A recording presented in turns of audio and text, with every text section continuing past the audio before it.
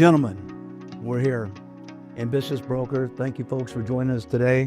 I'm with Michael Rodgers, Shawn, Elliott from Nest Seekers, and I think today is going to be an interesting show for you because we're going to talk about a very unusual business model, one that I've been really impressed with. And so these are the guys that are bringing it to you in L.A. and then the rest of the world, Shawn, Elliott. So thank you guys for taking the time. Thank you for coming out from New York. Our pleasure. Just to be with me. Absolutely. I really appreciate that. Thank you. So real quick background here. First of all, Michael, in fairness, I've known you for 15 years or so. 20 years. Yeah. Oof. Okay. And so, you've been a past owner of a real estate company. I know a lot of people don't realize that you're also a musician. You've done some recordings. I've seen your albums. I've heard you sing. You're pretty good. Thank you. And, of course, your father was one of the most famous singers in history. Used my name. I don't know why he would do that, but he did. And then now you're managing the Los Angeles branch of Nest Seekers. Yes, I'm the managing director of Nest Seekers International Beverly Hills. Well, good to have you here, and we'll talk some more about it. And Shawn, you're out of New York. Salesperson, started a company. Yes. And then became a partner, member, director. I know that you're president of the luxury division now, the global luxury, ultra luxury division for Nest Seekers. Yes. I get that right? Okay. So your background then, was you started selling in New York? Started in New York, primarily on Long Island, and then dipped into New York City, and then dipped into the Hamptons. And I used to work at Douglas Elliman. Okay. I was there for about a year. Is that where you started? Yeah. In 2002, I got my license. Really? At Douglas Elliman, and it was a great year. We sold 44 homes in my first year, similar to your experience earlier. I don't really mind saying it. I did $770,000 in gross commission, GCI. First year? Yeah. Wow. Didn't know a single thing about selling. Didn't know a single thing about selling homes. I sold sweaters before that. I was in fashion. Right. And, the 50% payout, then 55 and 60, 65. So the blend, was still $400,000 maybe for my first year in real estate. I didn't own anything. So you worked at a company that gave you 50% commission. 50% commission. And you still made $500,000. Yeah. It was a sliding scale. Yeah. I think they maxed you out at 75% of Element back in the day. And it was fine for me. It's the first time I had done it. But I came from a business that was very inventory intensive. Sure. Meaning that if you, I was in fashion, so if you bought a sweater and I had retail stores for $50, you sold it for $100, you had needed inventory. And fashion changes constantly. In order to have the kind of inventory I needed, you have to have it, you have to pay U.S. Customs duty to bring it in from Europe. And the most important thing is you have to pay for it. So you were the retail side, not the manufacturer. I was on the retail side and have to be paid for in 30 days, 60 days, 90 days. And if you don't pay it, it's not a good thing. And merchandise gets spoiled like fruit.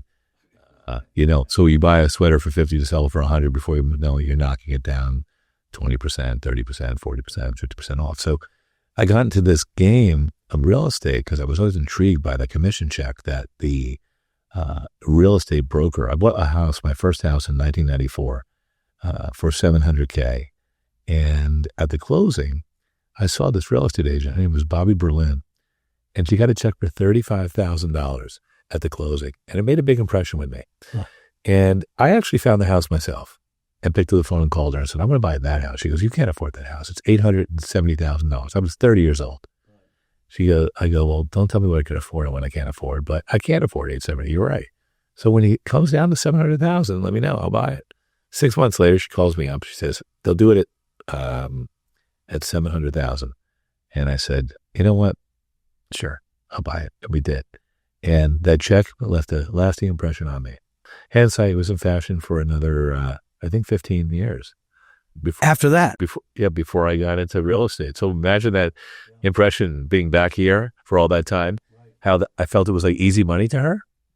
She didn't own anything. She had no responsibilities, no obligations.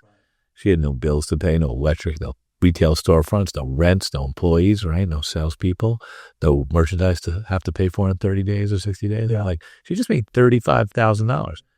So that's how it started. And then it's the one thing, I'm sorry to step on there. It's the one thing that I've talked about so many times with people is that this business gives you the most unbelievable opportunity. And then if you haven't owned other businesses, sometimes you don't realize how great it is. And then you lose your gratitude. it's a gift from God. It's a gift. Yeah, that's your point. It's a gift from God. I don't have a lease I got to sign up that's 5 years that I had to personally guarantee. I don't have employees. I don't have inventory. I don't have, and you can drive down Ventura Boulevard here or probably any street in New York and 90% of those retailers won't make as much as an agent has the ability to make with very little investment. I mean, think about it. I have friends who own Dunkin' Donuts franchises, right? And you have to have a lot of franchises to make real money. But you can open up a Dunkin' Donuts store, cost $250,000 to build it, maybe $500,000 to build it. And you got to hire the staff, right? You got to payroll every 2 weeks you're responsible for. You got your landlord, all that stuff. And the stores throw off $100K a store. So think about that. You can do one real estate deal here in the Valley and make $100K in 30 days. Yeah. Yet you don't have to staff the store, build the store, worry about such an opportunity. And that we forget that, right? Yeah, it's insane. I saw the opportunity. A lot of agents take it for granted, yeah. And the sense of entitlement from newer agents who see $1 million listing shows and they always put potential commission $280,000 and they think it's all show business, which obviously that is. There's nothing real about those reality shows. They're all produced and structured, the day-to-day grind, they don't see it. So, well, I've always felt that, when I had my company is that if I had someone come to my company who thought like this person that's opening the Dunkin' Donuts, that I'm going to put $100,000 into my, fixtures or my office, my whatever it is, I prepare for some marketing, and I'm going to give myself, I'm going to start with a fixed overhead of whatever it might have been to run a Dunkin' Donut. It could be $20,000 a month, I would suppose, with rent and so forth. Yeah, right. And so now I got an overhead, and I've got an initial investment, and then I've got a monthly nut that I've got to crack before I make a nickel. And you bring that attitude to real estate, you're going to do really well. It's amazing. That's what you did. Yeah. I was so shocked after having 14 retail stores. They were called Benetton at the time, and having to bring in millions of dollars worth of merchandise and pay for it before I even received it because it was from outside the U.S. So you paid what we call tariffs today, but U.S. customs, you pay duty, and then have to pay for it quickly. And then people would steal it from you, right? I mean, your employees are stealing from you. You got shoplifting, all this stuff going on. And no one's ever stolen a house from me. It just, no one's pulled it off the foundation. Everyone is there. And you know what? In a good market. A couple listings here. Yeah. But in a good market, houses appreciate in value. In a perfect world, your homes are supposed to go up, whether it's 3%, 5%, 8%, 10%, 12% annually. And in retail, it's the opposite, right? If I'm in fashion, that sweater you're wearing now is beautiful, by the way. Oh, thank you. And maybe it's a $200 sweater, but after 30 days, maybe it's down, to 20% off. So it's $160 sweater, and then before you know it, it's 50 off. It's $100. He doesn't know my wife. But you know what? It doesn't work like that in real estate. So even if you in a great market, and I started in 2002, so 2002, 3, 4, 5, 6, we won't talk about the 7 and 8. Right. But if you overpriced a house at that time, even by 10, 15%, the market, right? Caution. Yeah. Every month, if the house went up 1% and it's 12% market, so if it's $1 million house, well, guess what? $100,000 a year. Yeah, exactly. So best business in the world, own nothing, pass a test, do it in less than a month in most states. Michael always says, you can get in the business for $350. Right. And pay your due. There's no ceiling. The amount of money you can make is completely endless. And if you work your ass off, and you have to work your ass off, you have to do the work, you could have the results. I remember when I first started my training class, first week of training class was a 3-week class that I went to. And the last inspector, the last teacher on a Friday came in the class, and he says, I want you to know real estate is the easiest low-paying job in the world, or it's the hardest high-paying job in the world. Take your pick. And I always favored people who like to work hard and do well. They were more interesting, not to mention that, you make things happen. I love that comment, by the way. Use that. It's a good one. It's a great one. And, people that know me that I've climbed fences of billionaire homes to present them with properties. He's got to tell you some of these stories. Marketing materials. Yeah. I have a great Mark Cuban story I could tell you. I thought he was the perfect buyer for a home I was selling here in Los Angeles. And just stories after stories. I have dogs chasing me because I'm trying to get to that client and deliver the marketing material for something I'm trying to sell. And the cold calling, the networking, the tipping of like, in this town, when I was trying to sell that $250 million house, I'd make friends with every captain of every valet. They give them 50s and 100s. And I say, listen, if you get a client in town that you know that can buy this house, a billionaire, you dial me up. And I had it all on lock. All the hotel managers of the Waldorf, of the Beverly Hills Hotel, the Bel Air Hotel, at the time, the Montage, they were all on speed dial. They all knew if somebody checked in to call Shawn Elliott, and that wasn't easy to do. And then the other thing, you have to get out and network. Well, it's interesting you would say that because, one of the things I tell people is that, Bruce Lee says, be like water. If you've ever been in martial arts, and I say real estate, be like flypaper. When you see someone, make them stick to you and never let go of them, and you were doing that. I mean, the valet, and it's really brilliant. I did the same thing with the mailman in Brentwood. Same thing with mailman, yeah. Anytime you see a house, it's look like not being repaired, the lawn's not being kept up.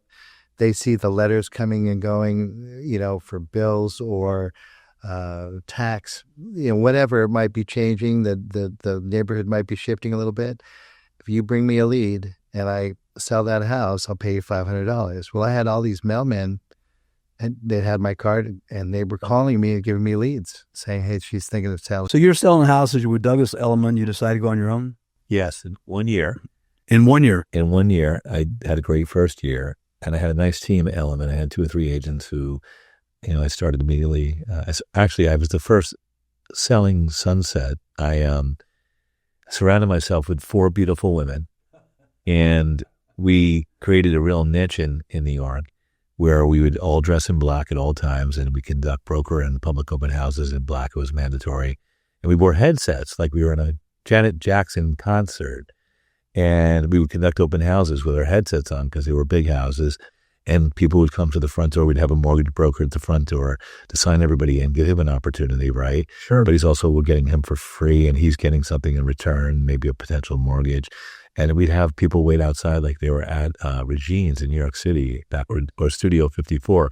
Like we had no one in the club, but we had the velvet rope, and we made everybody stay outside during the open houses. In 2002, 3, and 4 was a strong market. We'd have 30 people outside. And then we never left anybody unattended.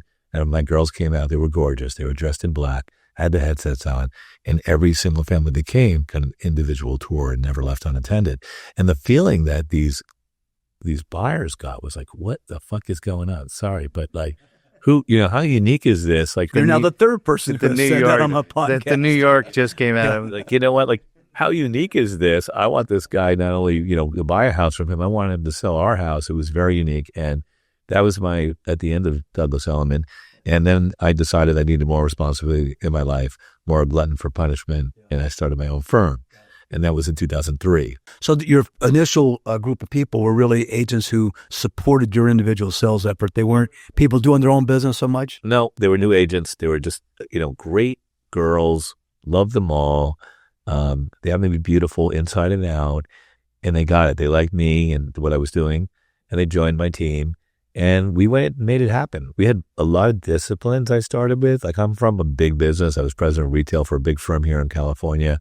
I've had, when I had my retail stores, I had, 700, 800 employees. So, I came from a big business. So when I got into real estate, I wanted to practice the same disciplines that I had in my retail business. And we came up with a whole set of disciplines, and they were fun. And well, it's funny you say that because one of the things that I've kind of been disappointed about the real estate industry is we've gone away from everyone teaches individuality so much. It's all about you. It's all about you. And you started from day one. We're a team, and we're uniform. That's how we dressed in black. I mean, that's really saying we're gonna make an impression. We're gonna make an impression, and that's very difficult to do. And it would be so important to people to say, "There's nothing wrong with being we." Nothing wrong with being we. So the one thing about which is what I like about your excuse me, this net seekers model of yours a little bit. So the one thing about net seekers, we use the power of we all the time. So, if I have a sale and I have 2 sales over 100 million in my, I don't know what you call my portfolio. I sold the house out here for 102 million. I sold the house in the Hamptons at 118 million. And what I let my agents do nationwide, globally, is that we sold a house in the Hamptons for $118 million. We sold that spec house in Bel Air for $102 million. And as a result, we grow together, right? All ships rise. I'm a big believer on that. And so even my assistant, like 2 years ago, my executive assistant at 25 years old, she made $300,000 as an executive assistant because she got a piece of every single deal on my team. And now I have a team of 20. I'm still the president of the ultra luxury division at Net Seekers. I still have responsibility of 2,100 agents, but my core team, which are my boots on the ground in these different markets that I trade in, these guys are rock stars, and I want them all to do well. I want everybody around me to do well. Sure. And they use the power of we.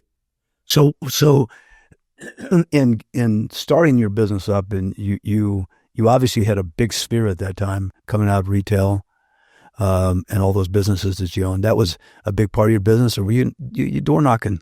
I was door knocking. No. I started really small. I started in my neighborhood, right, where everybody knew me, and I'm a pretty nice guy, and I never burn bridges, and I'm a nice guy, and my wife's beautiful, and she's a great person, and we were like a power couple without even a business at the time, and we just were nice to everybody, and that's the start of it. We started in our own little town, and within the first year, we went on our own after I left LMN, and there were other companies like Sotheby's. We were the number one real estate office in our town first year, and it was because I think we were just nice to everybody, and we were great networkers, and we also delivered, right? So if we put your house on the market, I promised you A, B, C, and D. Right. We delivered A, B, C, D, E, F, G, H, I, J, the whole way through the alphabet. So we exceeded your expectations. We made a lot of noise. We got your house sold, we believe, for more money and less time with better terms than anyone else. And that, I think, made a difference. And then we started to grow it.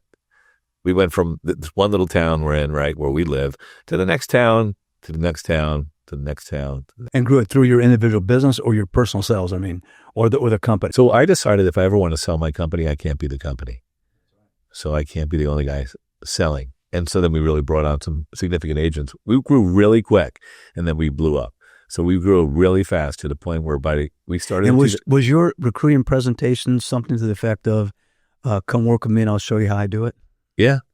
Stand side by side. I'll mentor you. You can shadow me. Let's go. And we had disciplines in place. So like if you followed what I thought was the right way to get to the finish line, you got to the finish line. Yeah. Did well. Quickly. So because we're limited for time here, I'd love to drill down on some of the stuff. We did a podcast with a guy named Jason Campbell out of Texas. The guy did $11 million year before last in personal sales. And he starts talking about... Say 11 billion? 11 million, I'm sorry, in income. Oh. His personal income. So that's billions. In sales, probably, yeah. But he did 11 million in personal income. And he starts talking about personal service, and making that customer happy and so forth. And he starts talking stuff that, I've done this for a long time, and a lot of agents work for me. And he starts saying things that's just popping. Everything's new to me. And it was impressive. So if you ever want to get curious, go watch that guy and drill down on this treat the customer right stuff. Yeah, it's a really interesting guy. Looks like he's in ZZ Top. He's got a beard that comes down here. But anyway, so okay, so you built this company, started building it, and then how did you get into? Because your real brand personally is ultra luxury stuff. I mean, if you're going to sell $100 million house or $200 million, you got to call Shawn Elliott. You just have to, right? Listen, I no one to work harder for you. That is absolutely for sure. I don't have that house, by the way. I was just saying that. When you did, we've been filming one all week. I mean, that's the concept, right?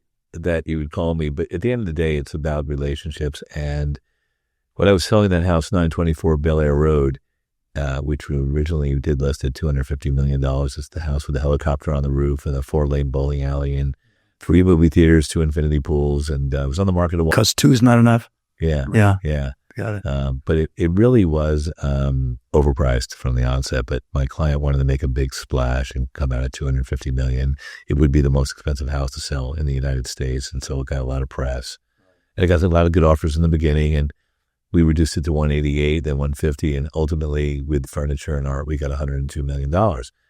But what I did learn through the process is that there were at $250 million, there's only 3,000 people in the world that could afford to buy that kind of house, and you have to be a billionaire. And in fact, you have to be more than just a billionaire to write a check for $250. It depends on liquidity and all that. Sure. So we decided And to be able to pay the taxes annually. Yeah. Yeah. Here, if you got $250, you talk about 2%. Yeah.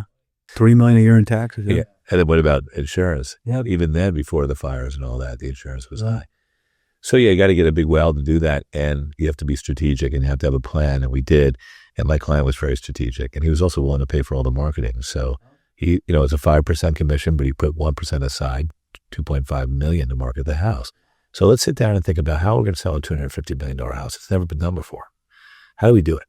So let's be strategic. So we figured, who are the buyers? Well, there's 3,000 billionaires in the world. 1,000 are phantom. Nobody knows who they are because they live in the Middle East. They live in Asia. And then 2,000 are notable.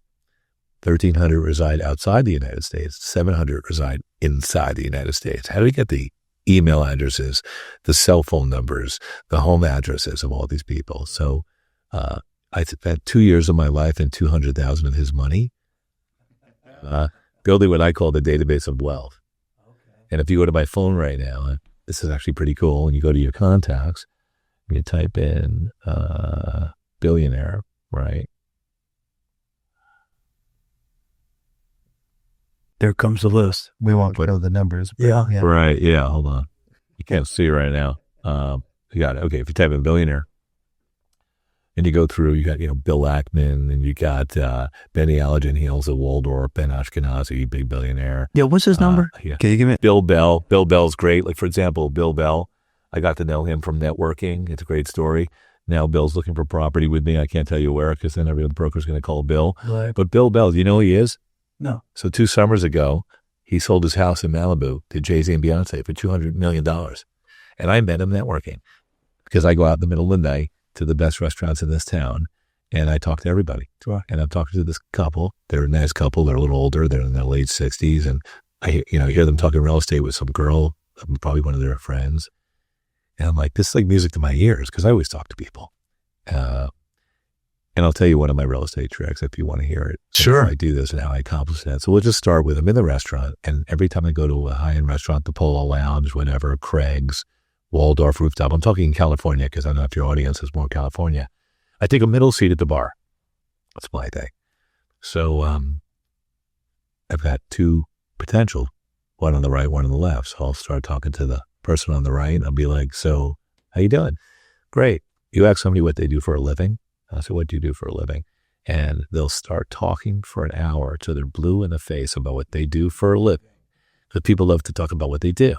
And then after an hour of them talking about what they do for a living, 99 out of 100 times, they're going to ask you, what do you do for a living? And you say, I sell houses. And then that person either says, wow, that's so crazy. I'm looking to buy a house. I'm looking to sell a house, or I have a friend maybe looking to buy or sell a house. If they don't say that, they go, no, that's great. David, really nice meeting you. Yeah.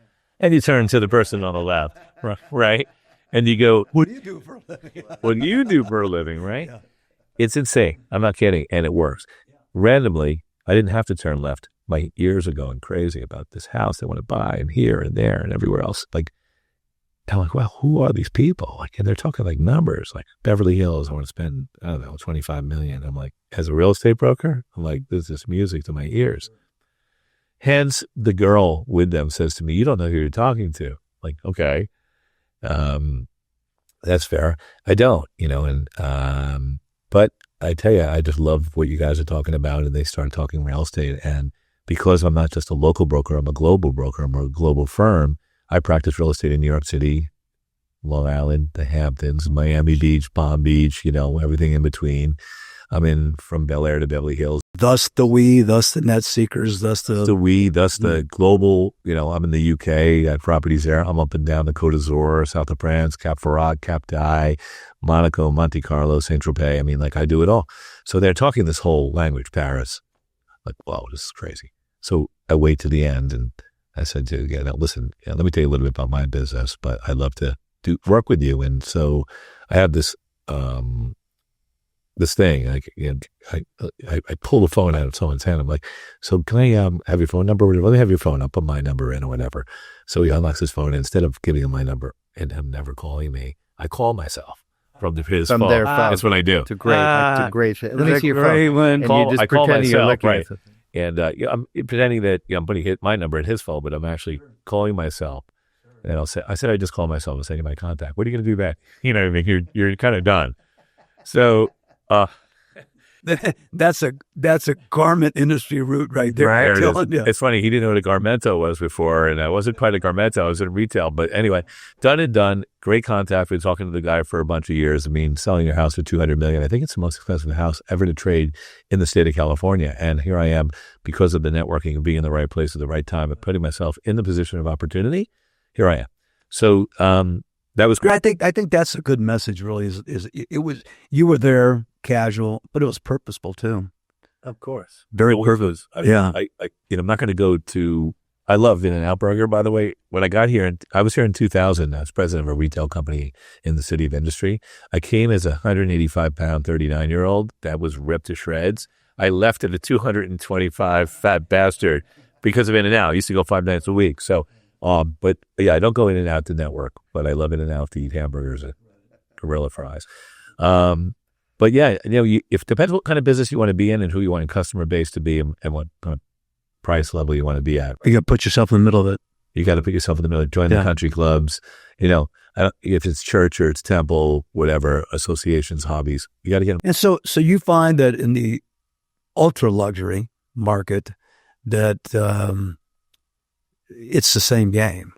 It's the same game whether you're selling a house for $1 million, $10 million, or $100 million. Right.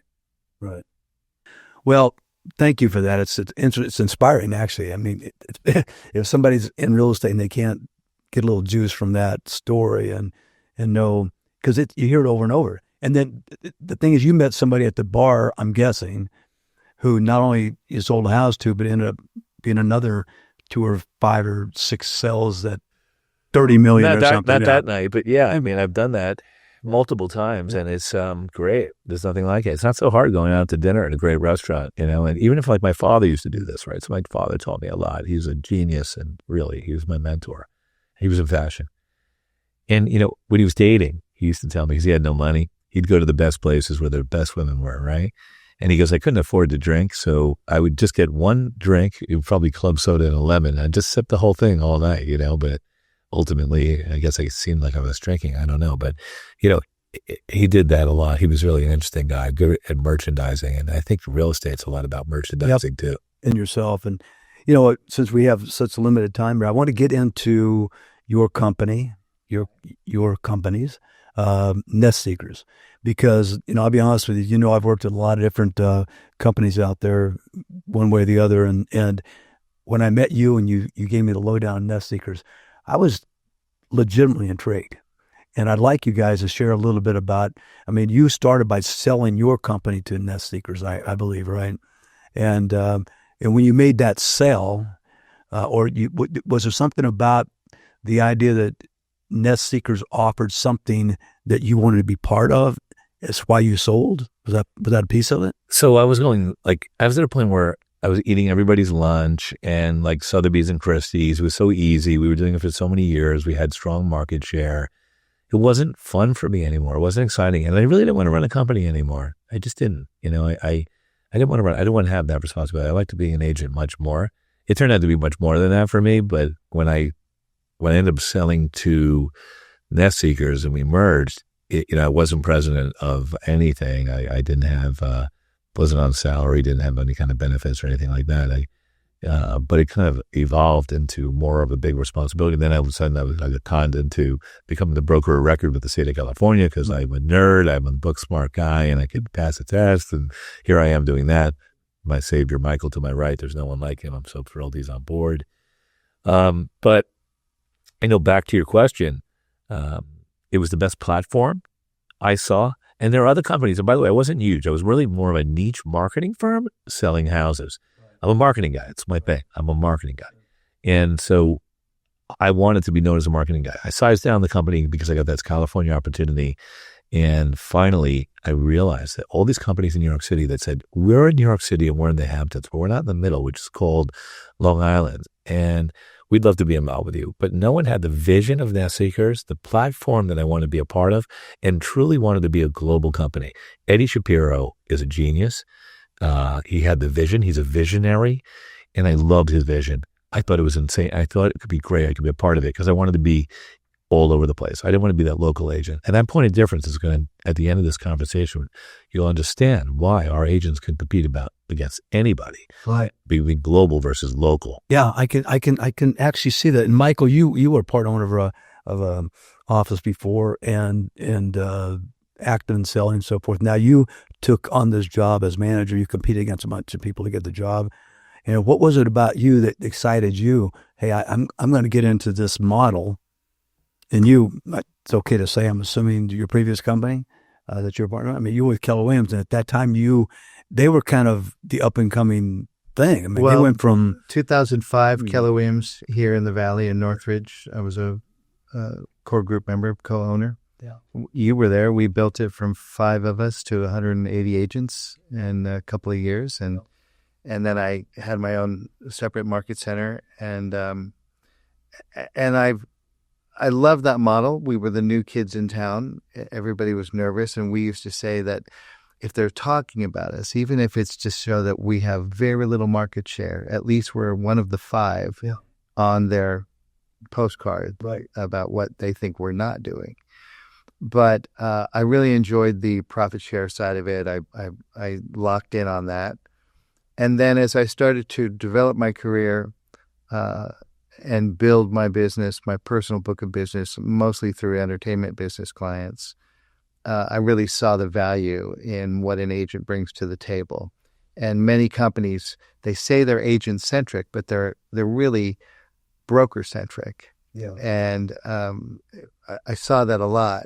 And so when I started looking at other opportunities for leadership, and you knew me when I went to Honduras and I had my company there in the Western Caribbean, and I tried to bring some of that same sensibility to Central America, and they weren't ready for it.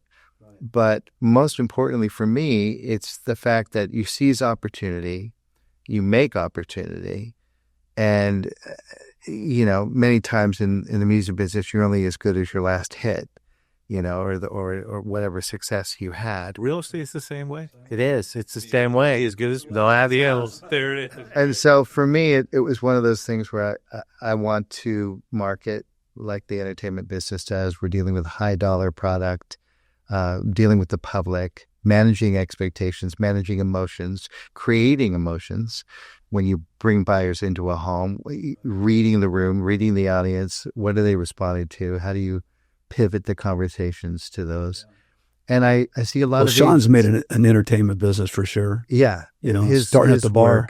His work is exceptional. And so when I learned about Nest Seekers and this opportunity to take my career after 26 years more into a global side of things, which I had been doing. I'd sold in the Bahamas, and I'd sold in the Caribbean. I'd sold in many different regions of the world. But I always had to have a marketing agreement in place and then find a broker in those areas to partner with that I probably could not trust, and to show the properties and then get payment. And, it was challenging to do that. So there's a global reach sort of that you like. I locked in on that. Okay. And so Nest Seekers International is truly that. There's no franchises. There's 75 offices in 24 countries on 4 continents, owned by one gentleman, Eddie Shapiro. He owns the whole company. It's vertical, no debt, no franchise. And yet I have a client in Bel Air asked if I could help sell their family home in Búzios, Brazil. I can say confidently, yes, I will do that. And that listing in 2 months ago has now branched into 5 Brazilian listings for me. And I have a listing coming up in New York, an apartment in Brooklyn. And I can call the other managers of these offices around the world and connect, and then we collaborate. Yeah. And I think it's seamless. that was an interesting thing, is that there was the ability to have this marketing platform that could be global. Correct. I mean, you've got, your video production, the TV stuff. You guys are connected to a lot of TV stuff. Yeah, Nest Seekers has it's a marketing company with a real estate brand, a television brand with Nest Media that's shown all over the world on Netflix and Bravo and HBO, with selling the Hamptons television show, $1 million listing New York, LA, selling Sunset. He's been on, one of our agents in the office has been featured on that show a number of times. And then they have the Nest Jets, which is a private jet brokerage, Nest Yachts, and we're headed to Italy and France in about a week to go to the Monaco Yacht Show, and that's where the clients are. That's where the money is. They're great. We're going. You go where the clients are, and the saying is we are everywhere, and it's because it's true. And I'm looking forward to meeting clients that we speak the same language and that we can bring value to. So you're an agent in your company is going to be able to obviously help sell a home. Correct. But they can have a connection to jets. Yeah. Make money on that. And yachts.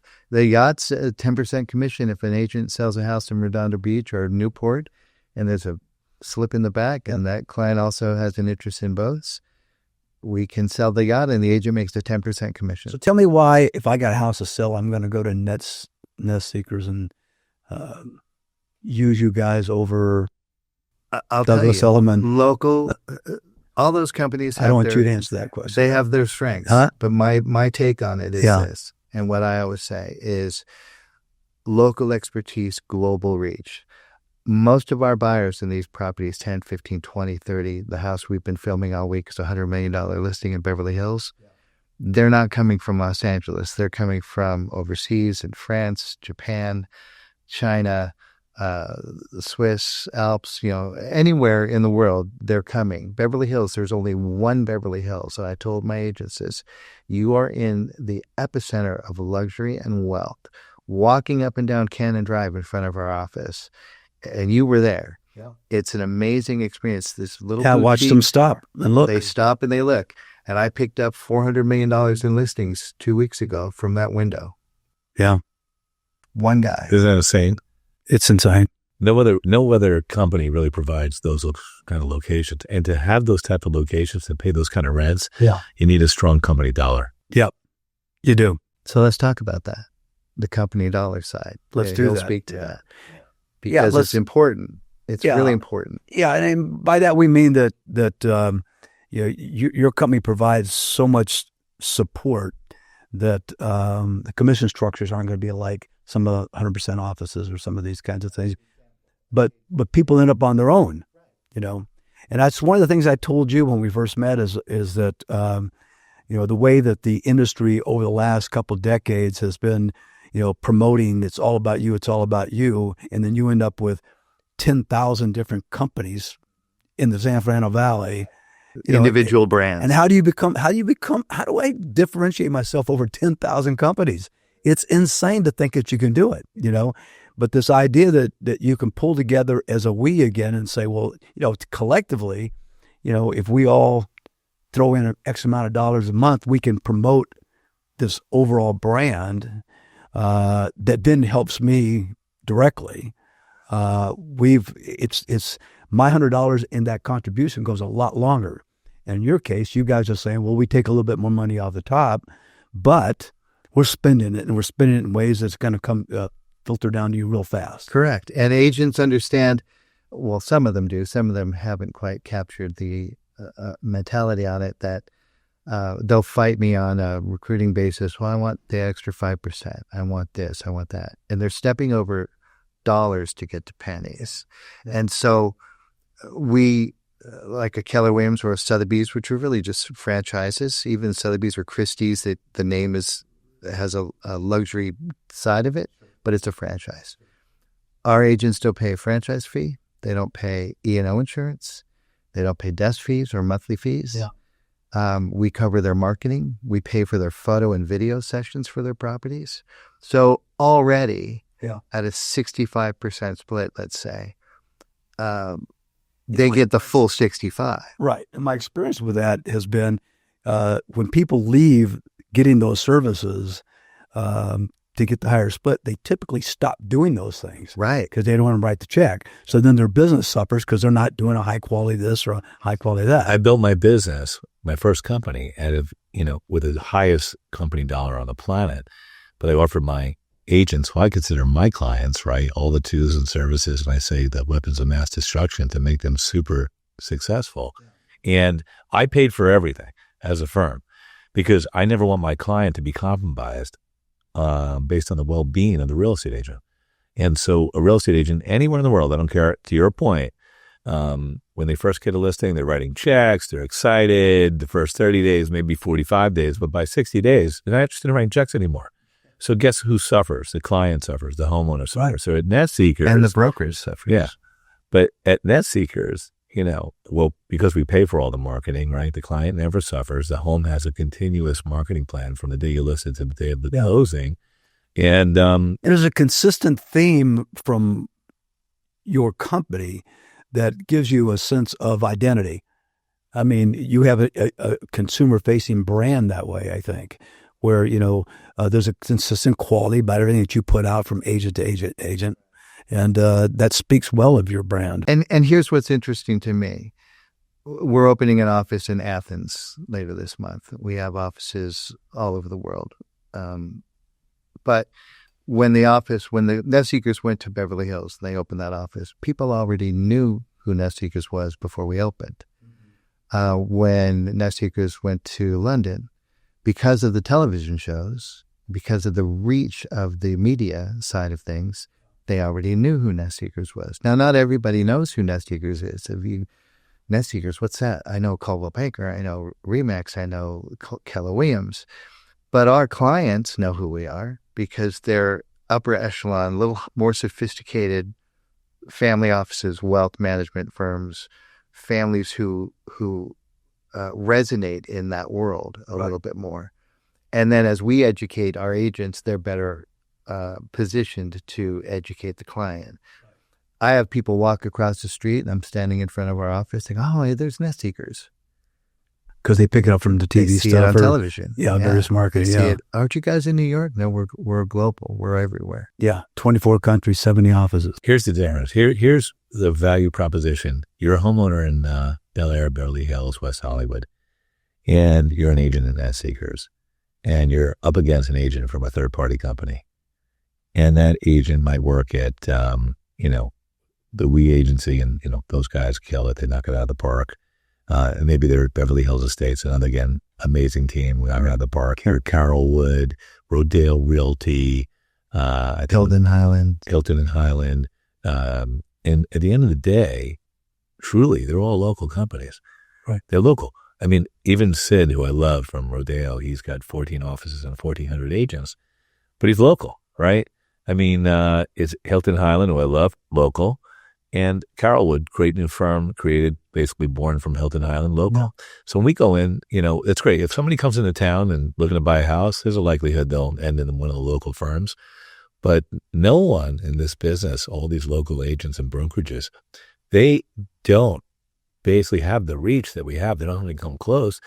And they don't go out of town trying to find the buyer. So if the buyer doesn't come into town, the likelihood of getting a buyer is zero. We do a couple things that are amazing. First of all, you're with a global company, and our reach is insane. We have 75 offices, as Michael said. But what we have is we have the reach. And we have 2,100 people in 75 offices who are going to know about your property. And if they hear of someone that wants to buy in Beverly Hills, you better believe they're sending them to you. The marketing's happening in 75 different offices. And like we said, in how many countries are we at? 24? Well, see, it's interesting because, like you said, if you think about the reach and awareness of your organization on a per person basis, I mean, you you've got 2,100 agents worldwide. So the density is pretty low. Yeah. Right. And yet you have all that awareness. And it speaks to marketing. Most marketing is done through masses of numbers of people. EXP now has 80-some thousand people. Keller Williams, 180,000 people or something. And Anywhere's got this whole network of multiple companies and stuff like that. They're all franchises. They're all affiliates, and they don't talk to each other. Yeah. Here you got 70 managing directors. I think Michael's one of the best ones. And, all talking to each other all the time. Zoom right on calls, my phone. Annual Zoom calls. I do on monthly Zoom calls. Weekly WhatsApp. Yeah. We're all talking to each other all the time. And it's that communication. Does anybody have a customer for Athens, Toronto, Tel Aviv, Abu Dhabi, Portugal? Right. Switzerland. Yeah, we're everywhere. But at the end of the day it works. Our clients love it. And the agents. So the communication, like that network, is a really important part of it. Are you promoting properties within that way as well? So you guys have a whole tech platform that you can promote your stuff on. You invested $3 million many years ago in our platform. Eddie Shapiro has invested millions of dollars into our tech. Now with AI, now we have something called Eva. Eva is actually very much like Siri, or what's the other one called from Amazon? Alexa. It most happens to be that Eva is our CEO's daughter. And so he called it Eva. And there's so much you could do from virtual staging. Can you imagine that today with AI and Eva, you send the photographs or you upload them into our backdoor at Nest Seekers, and in 15 minutes, the whole house is staged at no expense to the agent. Do that. Agents are paying $100 a photograph. Yeah. To stage a room. Yeah. And every listing's got that quality of promotion. We don't have a vendor. We don't allow agents to hire their own photographers. We have vested and vetted, I should say, vendors for photography. All of, we even have our own public relations person at Beverly Hills. Right. So if we have a little bit of a cachet, a celebrity property or anything like that, we rent it over there, and next thing you know, we're in Us Weekly, People, Variety, Wall Street Journal. They cover that. Right. The most important thing that I've noticed, and the biggest shift, is getting the agents to really learn how to leverage that tech. But I showed you. Everybody's got that issue. Yeah, I took you through the system and showed you, if I want to know what the market share is in Spain, and I click on Spain, immediately I see up to the minute what the 2 bedrooms are selling for, rents, all of that. And your platform, CRM systems and a whole, you can do all my marketing. It's Ava books my appointments for me and schedules my calls. Oh, is that right? From leads. That's your Ava. Goes right into my contacts and my calendar. Yeah. Oh, really? And she communicates, sends emails out as me. She's learning my voice as far as how I speak and what I write. And she'll communicate out and respond and set appointments based on leads that come in through the system. Well, I'm not sure how we're doing time-wise here, but how are we doing, Shawn? 15 minutes. 15 minutes. Okay, good. We got a little bit more time to talk about the sales side of what you did. So, and by the way, I flattered that you guys have talked to me about this, and I'm really impressed with the platform as I get to know more about it, and I hope I do.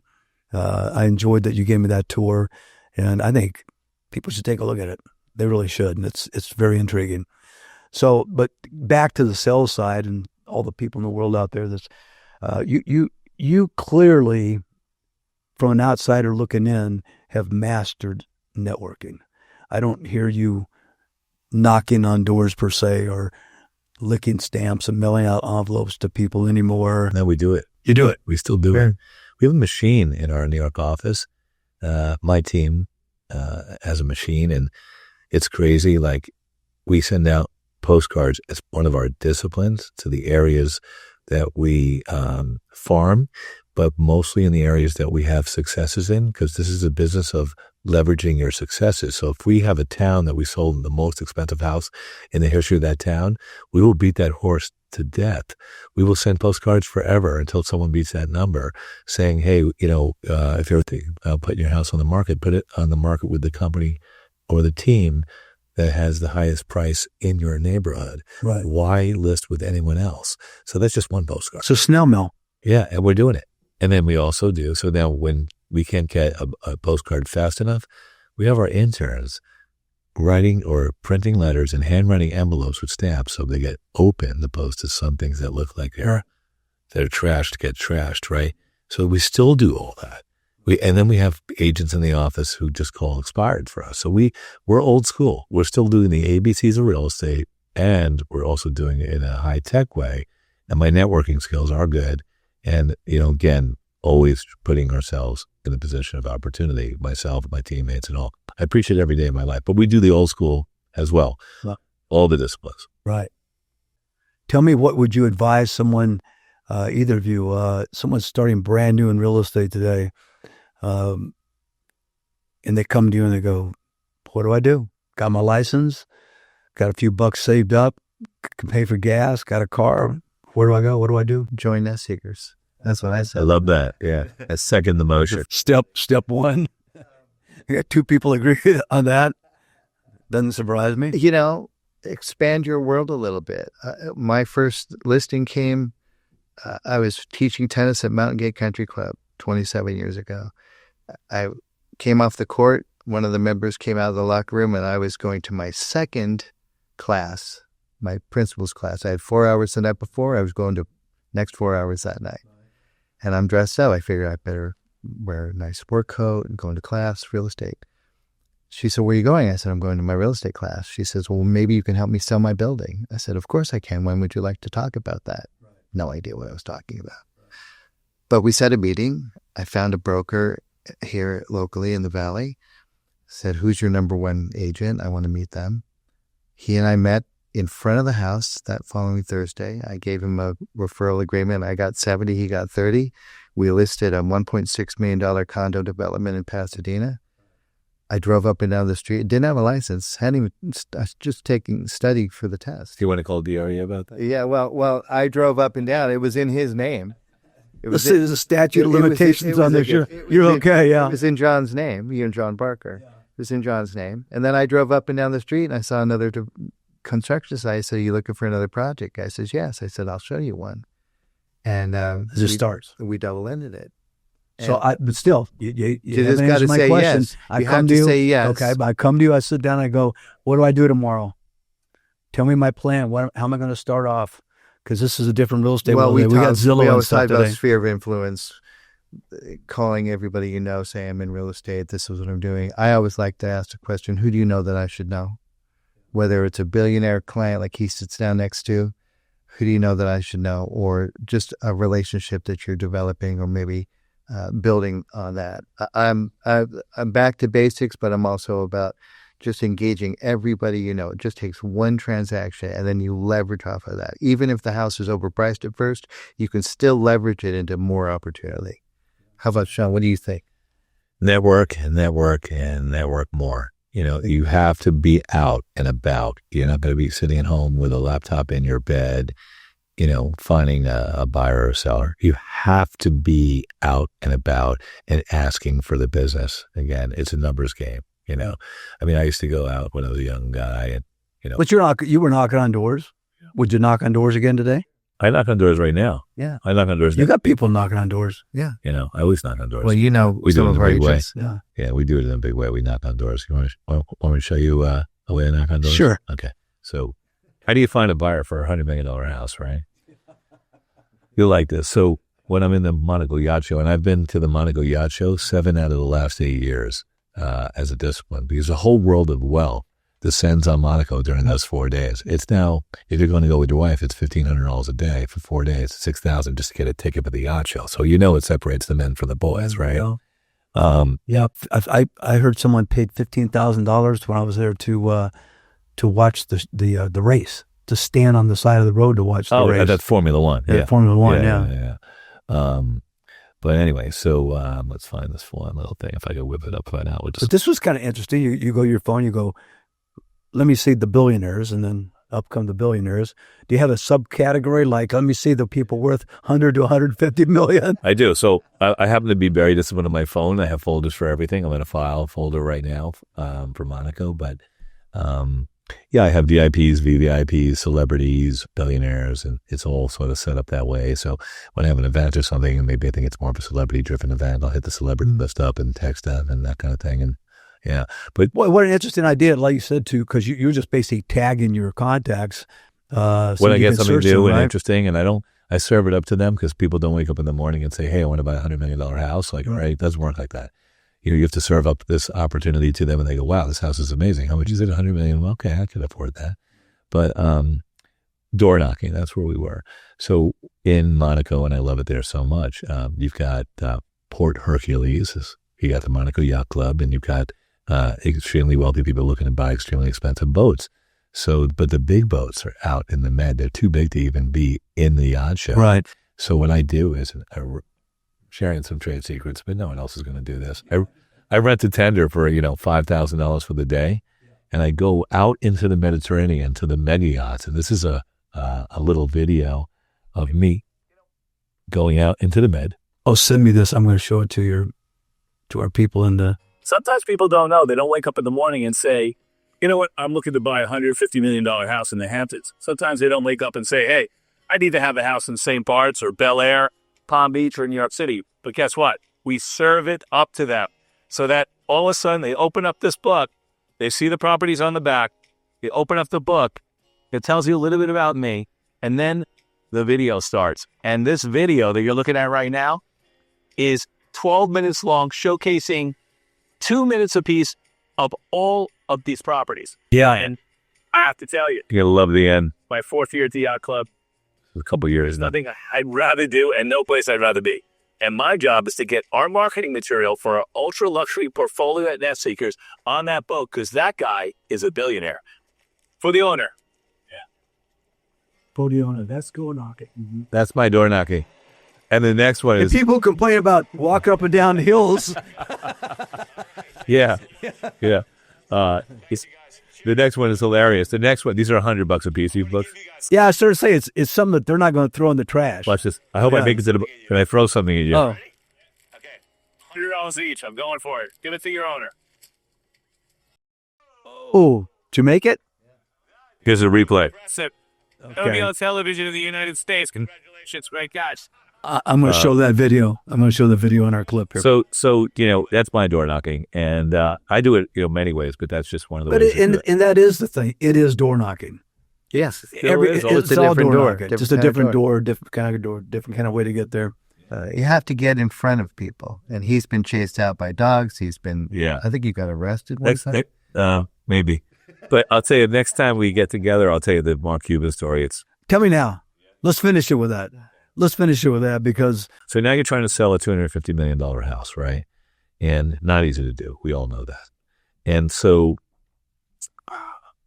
it was Bel Air, 50-yard line, the best views in Bel Air, every amenity imaginable in this 38,000 square foot house built by a genius, Bruce Makowski. The home is ridiculous. It's definitely the best house I've ever seen in my life, and I've seen a lot of houses. And who's the audience? We know that they're a billionaire, but then we think, who's the lowest hanging fruit, right? right, How do they get easy to this see it sold? too. How do I get this sold in 30 days? So I'm thinking Mark Cuban. I'm like, have you ever seen the movie, not the TV show, Entourage? Sure. Okay. So So just Mark Cuban just popped in your brain. Mark Cuban, I'm thinking, he's a young guy. Oh wow, I found it. He's a young guy, and he loves basketball, and he loves toys, and he loves cars, and he loves everything the best of the best. And he's doing Shark Tank, so he's in town, at least once or twice a month doing Shark Tank. Yeah. So I'm like, Mark Cuban. So I said, okay, how am I going to get to Mark Cuban? So I know he owns the Dallas Mavericks, right? I know there's 51 home games at a Mavericks game, right? So I get on a jet, and I take this $900 book that our client and I and our team prepared, this presentation, $900 each. And I had decided to go to a Mavericks game. I bought a floor seat for $2,000. My son, I bought a $100 seat to film this from up above, because we actually went there, and I sat right behind the bench, and I have that video as well. And there's 55 home games in the NBA. The one home game that Mark Cuban decides not to attend is the one I spent $2,000 on ticket, right? So then what I do This is really interesting. I find 4 of Mark's hottest cheerleaders, and I have the marketing material right here. And I have my marketing team in New York in 15 minutes make something up that looks like this, with my driver's license, by the way, to say to Mark, I'm not a stalker or anything like that. And in it, and I wrote this little note. I said, hey, Mark, my name is Shawn Elliott. I came all the way here from New York to get 15 minutes of your time to give you the first look at the most spectacular, most expensive home for sale in the United States. I'll be in town all weekend. Please give me a call, Shawn Elliott. So he didn't call. So, but wait, it gets better. So then after doing that, I think you'll really appreciate this. I went to Maverick headquarters, and I figured, well, if he's not at the stadium, maybe he's at the office. And I went to Maverick headquarters, spent another $900, dropped off another book at Maverick headquarters. And then the best of all, and I think this video really says it all. And didn't you take a picture at the desk? I did. I have pictures of the desk in my phone, which is fine. And then finally, with no luck there, I went to Mark's house in Dallas and rang the doorbell on the gates. Yeah. And it was Halloween. So you went trick-or-treating at Mark Cuban's house with my $900 book. Now I'm $2,700 deep with 3 presentations, but rang the doorbell, and some big security guard comes to the gates. I have the video. I can always send it to you. And can I help you? And I'm like, yeah, it's this Mark Cuban's house. Who wants to know? I said, no, it's Shawn Elliott. He knows me my whole life. I used to be at CBS, NBC. Oh, yeah, I make up a bunch of stuff, whatever I got to say, right? And he goes, I have a present for Mark, and you give it to him. The gates open. I hand him the presentation, and 20 minutes later, the phone rings. And he's like, who are you? I go, Shawn Elliott. He goes, no, I know who you are, but who are you? And I said, well, I'm the guy who wants to sell you, the most expensive house in the world. And he goes, I was at the stadium. He goes, I know. I go, I was at the office. He goes, I know that. He goes, you're amazing. I go, and thank you very much. Anyway, he goes, I'll never spend more than $25 million on a house anywhere. And I would never move to California because the state taxes is too much. But, great try. And, and I've served up stuff to him ever since, because when you call someone, unless you call someone from an unknown number, you now capture their number. So now I own his number. And, but he's a really nice guy, and he deserves all the success he has. And, that's what I do. And that's what I did. And I did it again. I went through the whole state of Texas that week with a SUV, a Yukon, full of the books. And I met with every billionaire in Texas. That's door knocking. That's doing whatever it takes. So I had a real quick story along that line. A friend of mine, agent, who was a huge USC football fan, and she got to know Lane Kiffin really well as a booster. She was president of a SC Boosters fan. Lane Kiffin was the one of the coaches. He eventually got the head coaching job with the Raiders.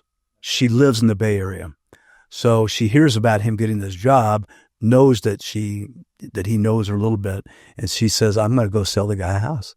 So she drives over to Raiders headquarters, and she walks in. She says, I'm here to see Lane. And she says, the receptionist says, well, sit down, I'll see what I can do. She sit there all day long.